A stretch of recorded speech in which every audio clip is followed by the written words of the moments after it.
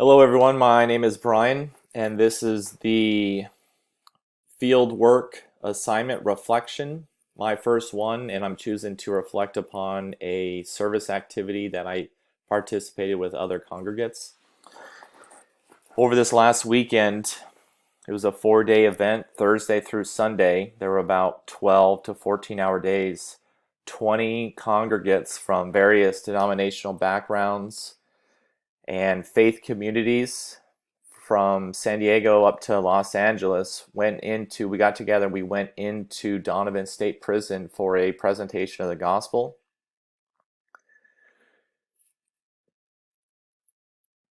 There were so many experiences that I'm still really kind of wrapping my head around what happened and all the things that I experienced. The two items that I really kind of want to touch base on is sharing a meal with community, and then identifying with those who are called by God, not based on what the world says as far as social boundaries, but how God calls people. So seeing some unity in our diversities. And in this case, from inmates to outside people, right? Not convicts. The diversity is dramatic. So through the days, we were mostly meeting in a room, kind of a tight quarters where there was 45 inmates and there were 20 congregates. All sorts of discussions and small group talks and presentations, sermons, right? So it's like a plethora of items. But then every day we would step out into the yard with the general population, and then we would walk to the chow hall and then share a meal with these inmates. So we were all sharing a meal. We were at the table dining with one another, and I started to think about what it means to when Jesus invites us to the table to dine with him.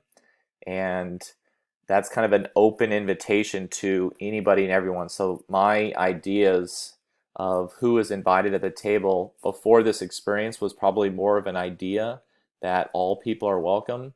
But once I saw the transformation happen of seeing God's grace through faith, coming into a relationship and being really born again before my eyes, what I saw from just table encounters is that meeting over a meal is very vulnerable because we all need sustenance. So we are unified by our simple human needs to eat food and drink water.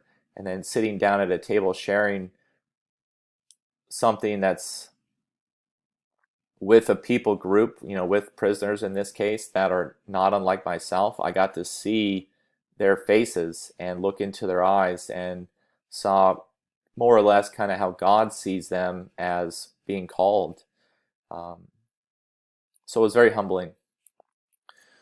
The other idea really that comes to mind as far as an observation and items that get connected to community is my idea of what those called by God, the ecclesia, truly is a unified body of all nations, all languages, all people.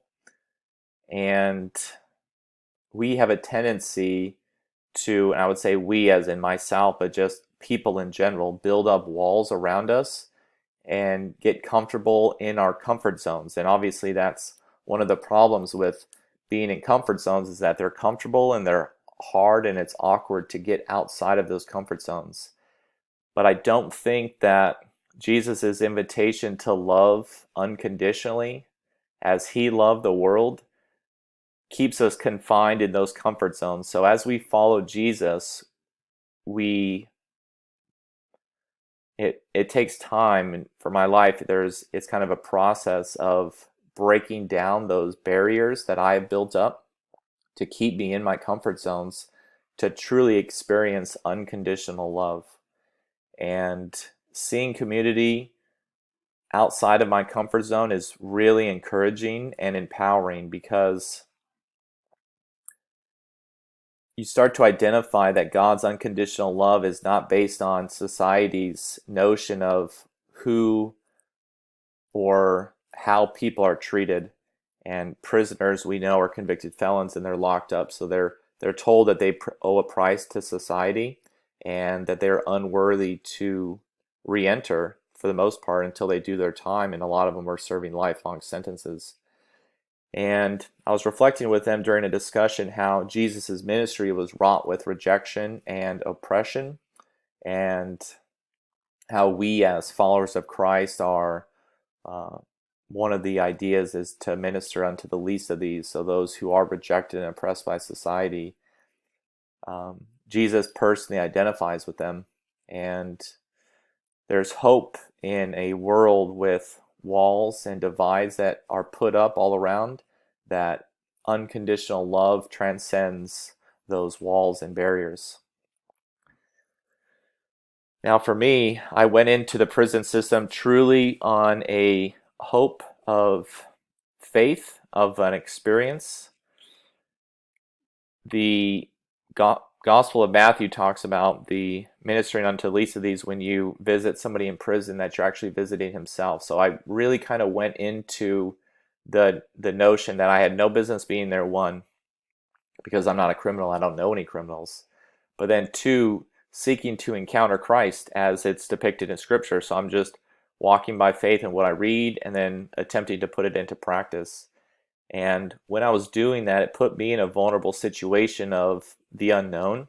And that's another idea of following Christ, is that he puts us in those unknown situations to where we're dependent upon him and we're dependent upon the Comforter, right? The Holy Spirit in our lives. And I truly saw those miracles happen pretty quickly and pretty dramatically from people who lived, for an example, 20 years, 25 years in prison, where they shared with me utter hopelessness, and they've been living in that state of mind for a long time, to finding God's shalom, finding the Prince of Peace in their heart, and coming to experience God's grace, because society doesn't extend that type of grace, and that kind of grace is only really found through Christ's unconditional sacrifice, right? So God so loved the world. And seeing that with my own eyes is very different than reading it in Scripture. So my encouragement to others is to imitate Christ and follow in his footsteps. Now that's hard to do. It's easy to say and it's easy to read even, but it's hard to put into practice. And the idea that was presented of wholehearted faith, and it was really simple presentation. It was, somebody put down a chair and they said, sit down in the chair. You have faith that the chair is going to hold you up. There's little doubt, no doubt probably, that the chair is not going to hold you up. The faith in Christ as Savior should be that type of faith where there's little or no doubt. Obviously, we're going to wrestle from time to time, but to lean onto that type of hope that God is who he says he is and eternity is worth it. Our time then on earth is from one of the prisoners quoting this, is a lifelong sentence of denying ourselves, picking up our crosses, and imitating Christ. And I guess I'm still kind of reflecting on the emotions. I just want to present that to you as my reflections from this assignment, and I hope that it finds a place in your heart as encouragement and hope, and may God bless you.